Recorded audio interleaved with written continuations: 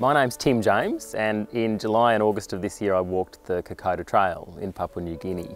The 120 kilometres that is the Kokoda Trail, following in the footsteps of thousands of young Australian men who walked that trail in defence of their nation, fighting against the Japanese in 1942. So we're here at North Head, and it's a spectacular backdrop, of course, and a really particularly relevant backdrop in any discussion about the defence of Australia and Sydney and the Second World War, because of course it was in this vicinity where the Japanese midget submarines sought to enter Sydney Harbour, and indeed did enter Sydney Harbour. And the Japanese, of course, in terms of ground troops, saw their pathway to Australia as being through Papua New Guinea. Hence, Kokoda became a focal point and a battleground, and the Australian military commanders knew that if they could halt the Japanese advance at Kokoda, that would be their best prospect of saving Australia. And therefore, Kokoda became an essential theatre of war, and one that meant so very much to the defence of Australia. My interest in Kokoda has been present for many years. I've gotten to know Charlie Lynn, who heads up an organisation called Adventure Kokoda, and he has walked the Kokoda Trail 64 times, which is an extraordinary feat for a bloke who's 67. And Charlie was much of the inspiration for me to want to go to Kokoda. He has always described it as an extraordinary leadership laboratory, and thinks that it really brings out the very best in people.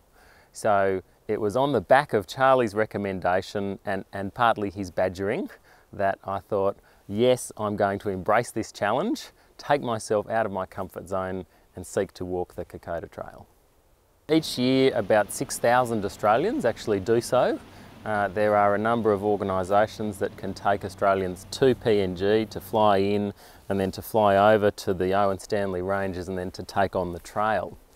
So I'm certainly not unique in any way, but for me it was a big challenge. I'm not naturally a outdoorsy, hiking, camping kind of guy. I'm a little bit of a city slicker even, you might say, and so for me it was a big challenge. Perhaps the best way to describe the experience is to do so through the prism of the 4 values that are inscribed on the war memorial at Isarava, the site of one of the more bloody battles during the Kokoda campaign. And those 4 values are courage, endurance, mateship and sacrifice. So let's talk about courage, and first and foremost the courage of the Australian soldiers. Now, they were militiamen. They were not professional soldiers. A lot of them were young farmers and labourers and workers, and our professional soldiers at the time were engaged in the Middle East or Europe or otherwise.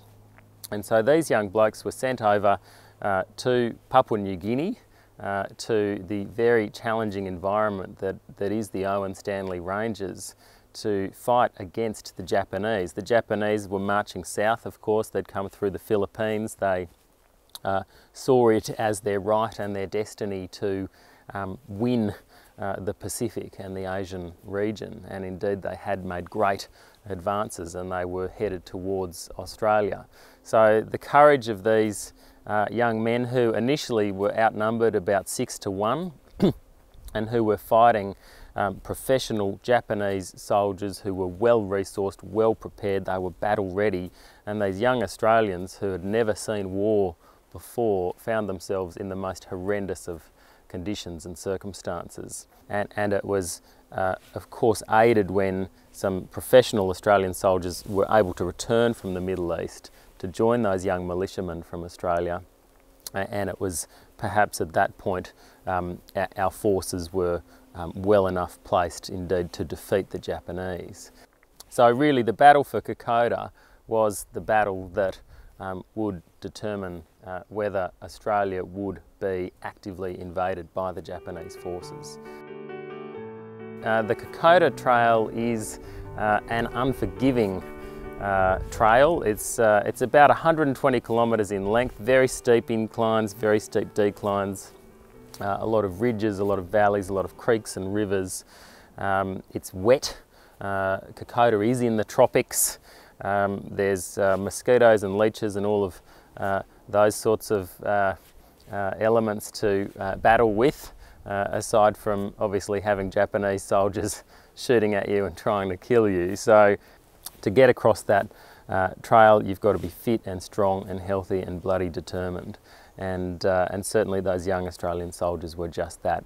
So the training was really very extensive. You can't just, in the ordinary course, head to PNG and walk the Kokoda Trail. You really do need to be prepared. So I spent about 4 to 5 months walking, trekking, going to the gym.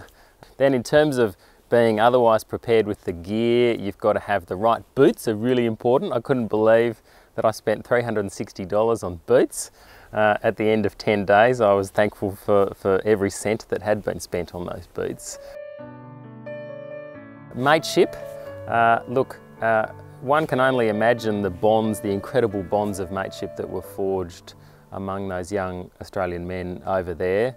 They of course became great mates, battle-hardened in the toughest of conditions, and some of the stories of mateship, how they helped one another, supported one another, carried one another in battle, in times of injury and despair, were incredible stories of heroism and courage and mateship. The locals at the time, who made a world of difference to the Australian military campaign, they were called Fuzzy Wuzzy Angels because their role was angelic. They helped those Australian soldiers in every which way, in terms of supplying food and water, in terms of carrying resources, carrying men, stretchering soldiers across rivers along the trail.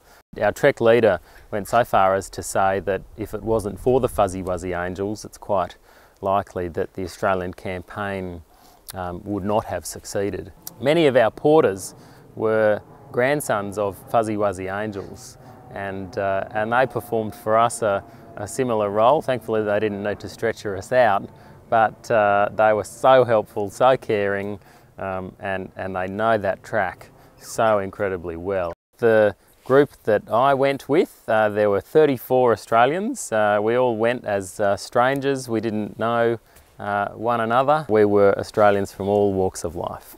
There are times when you're walking that trail and you think to yourself, what on earth am I doing here? And sometimes just a tap on a shoulder, or a funny story, or a good story, or a little memory from a mate walking in front of you or walking behind you is just something that just keeps you going. Somehow it just keeps you putting one foot in front of the other, and so that mateship really does mean a lot. The sacrifice can never be forgotten. It can never be understated or underestimated, and I for one now have a much deeper appreciation of the sacrifice that was made on Kokoda. At the end of our trek, we went to the Bamana War Cemetery, where there are about 3,000 war graves.